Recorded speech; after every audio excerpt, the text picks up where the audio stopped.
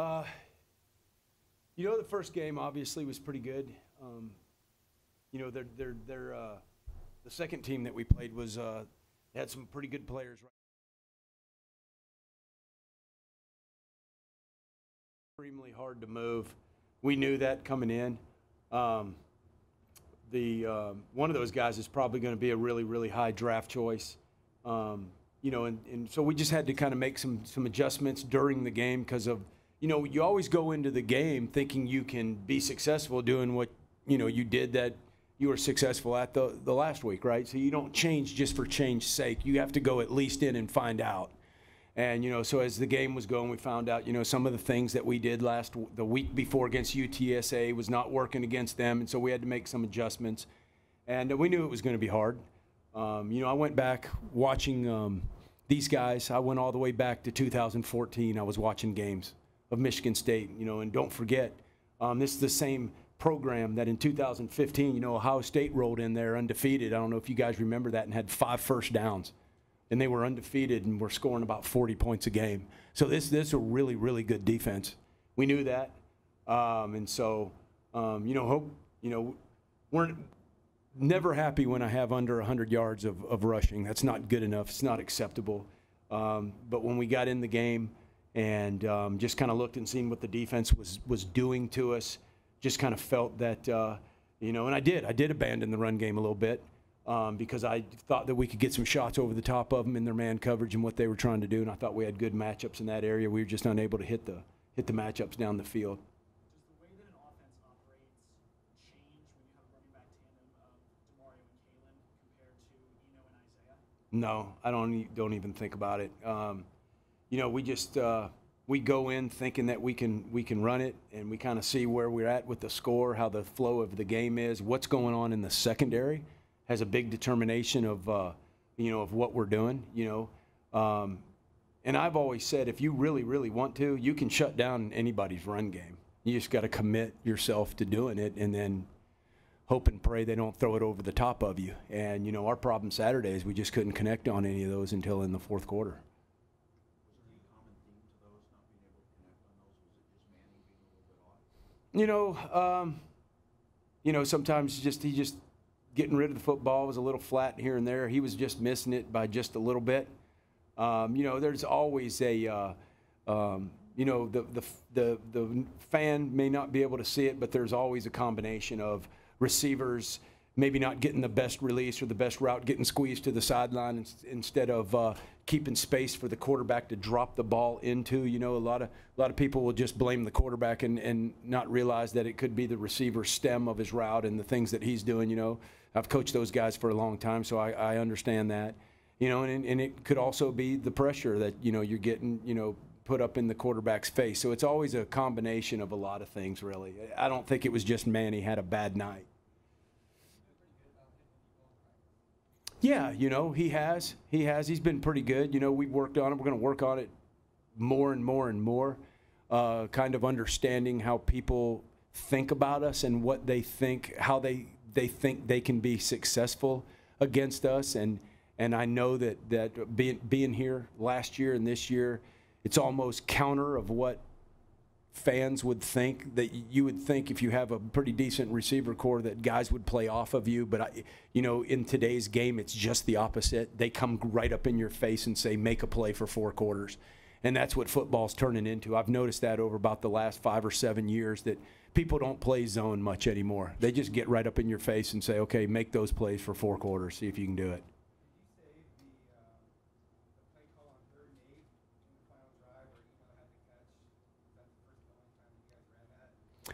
Yeah, that's funny, man, because we hadn't practiced that play. We ran it before. We ran it in the first ball game, but we did not plan on having that. I didn't expect that much tight man coverage because, Michigan State is, they're a cover 4 team. They'll press the outside, but they play zone underneath.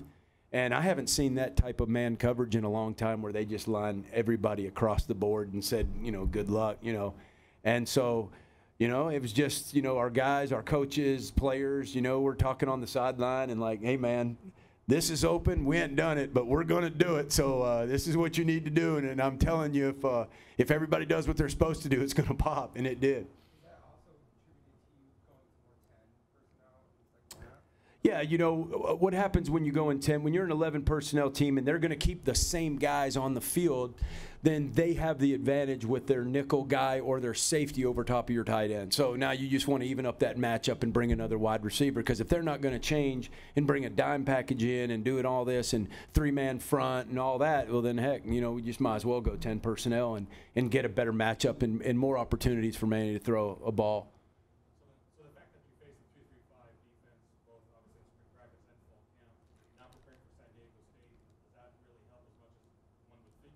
Oh yes, absolutely, because it's the same defense. You know, it's this.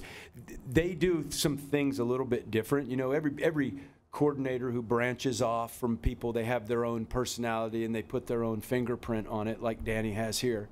But the philosophy behind the defense is still consistent. You know, they're just, you know, you watch them, and if you don't, thank God that we went against it all camp, because it looks like this when the ball snapped, you know.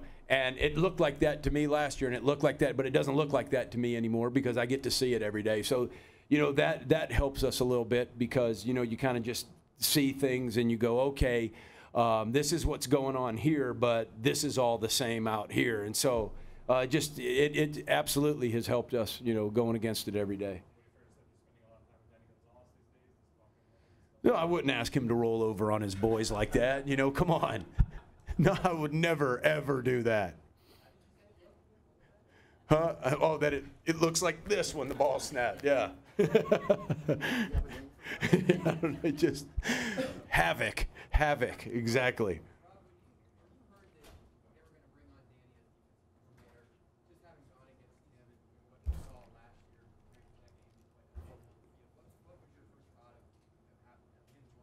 Oh, I was very excited. You know, there's a little sick feeling in your stomach knowing you got to go against that every day. And there's some things that it does hurt you a little bit on offense, preparing all through camp, because, you know, it's not conventional. And then so when you go straight from that and then all of a sudden you prepare for a four-man front, whatever, it's like, whoa, okay, now we got to get back to all of this. And it's almost like reinserting your offense again. That's why we went and broke camp a full 2 weeks before our first opponent, so that we can have those 2 weeks to get ready for a conventional type defense. But it's all in philosophy. I mean, it's the same thing. If somebody were to hire me, I would hope that they would think that, you know, my guys play hard. And so, you know, when you think about hiring Danny and coming from that tree, it's just relentless pursuit to the football. And whenever you have that, when you play extremely hard, as you guys see, you can make mistakes and you can cover up those mistakes with effort. I mean, you can ask those guys on defense. The same with us on offense. I think our guys have been playing extremely hard. We've messed a lot of stuff up, you know, first 2 ball games, but we cover it up with effort, you know. Go ahead.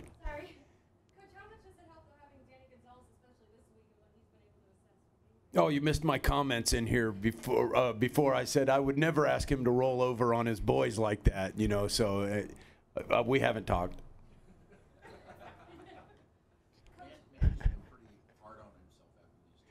Yeah.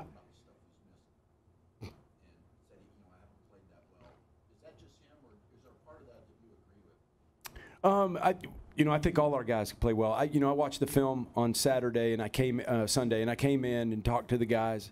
And I said, guys, I'm so excited. And the reason I'm so excited is we just beat a really, really, really good football team. And I thought our technique and execution was average, just very average. But you guys, you know, that just speaks to the willpower of man. Is you can will yourself to do things even if you're not perfect. And, you know, I think that's why I was proud of our kids. But to answer your question, I don't think that we have executed at a high level yet on offense. And, you know, and that is going to happen, you know, as you go on through the season. And I think we'll get better. The passing game really is kind of the last thing to come around because of the timing and all of the different receivers that you're throwing passes to. And so, you know, and I've always said this, throwing a fade to to Frank Darby is way, way different than throwing it to N'Keal Harry. So the timing's different, the angle of the ball is different, the air is different. So it's a totally different throw. And so, I mean, we just got to do it over and over and over and over and over again, and we'll get better. But like I said, to answer your question, I don't think any of us have done a great job yet.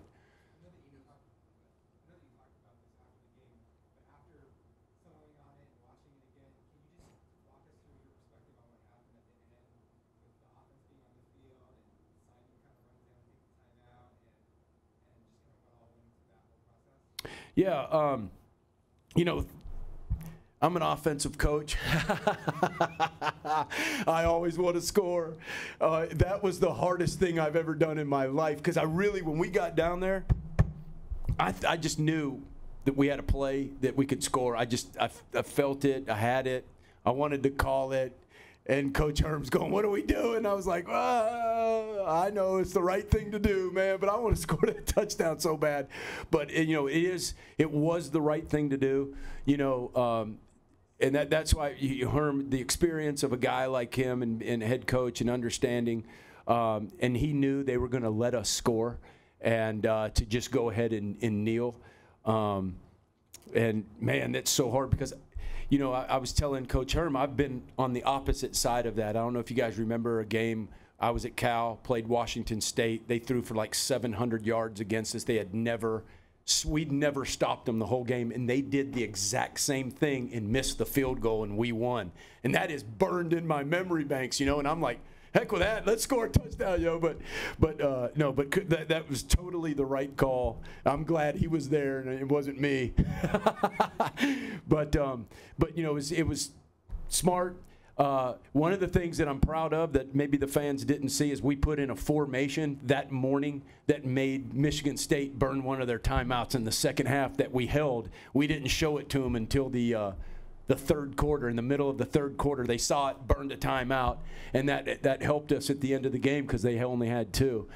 So all kinds of little things went into that end. So you guys are having like almost a philosophical conversation on the headset while that leading up to the timeout? Yes, absolutely. Because we were going to call a run play, and then Coach Herm. Then we started talking, and Coach Slocum got involved. With his experience as a special team coordinator, where he wanted the ball, and then we were talking about where exactly do we want to? What run play could we run? And then we're like, well, heck, let's just have the quarterback run it over to the middle. And then Coach Herm was like, hey, man, they're going to let you score, so you better tell the quarterback to take a knee. And I was like, you're exactly right. That's a great call, Coach. And so that's what we did. It was a great group effort. As far as Eno's impact on the game on Saturday, the patience when the yards weren't there. That's right. The catch at the end, but also what he was able to say to his kid here, Brandon. I did not. I like that. That's an old Mark Richt deal right there. Yes. What is it about Eno that is kind of the team, kind of contributes to that personality? They just respect how hard he plays and how hard he runs. He's just such a violent runner and total disregard for his body. And when you're a warrior and a football player, man, that's the one thing you can gain the respect of your teammates is how hard you play. You don't have to be talented to get respected. You just got to just play really, really hard, and that's what he does. That's what he brings to the table. And one thing about him is he never got down. And to me, a swing route, which we ran a lot of, and to me, that's like, what's the difference between under center and tossing it to him like that? To me, there's no difference. You're still getting the ball to that guy out on the edge and letting him use his athletic ability. And so, he contributed in a lot of different ways. Well, he's just he's always been, ever since he's been here, he's one of been our best recruiters on our team. He came in and signed early and got here in January and helped recruit on all the official visits with all the other kids. So, I mean, it was just like, he's just like been our ambassador since the day he walked on this campus.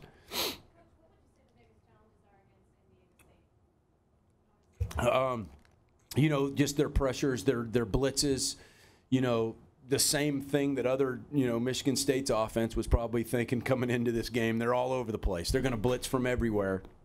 And so you don't call plays per se to it's a lot easier to call plays against somebody like Michigan State, even though they physically beat you, you kind of knew what was going on. You're like, okay, we're going to run this play. We got the numbers. Let's run it. Oh, we physically got beat.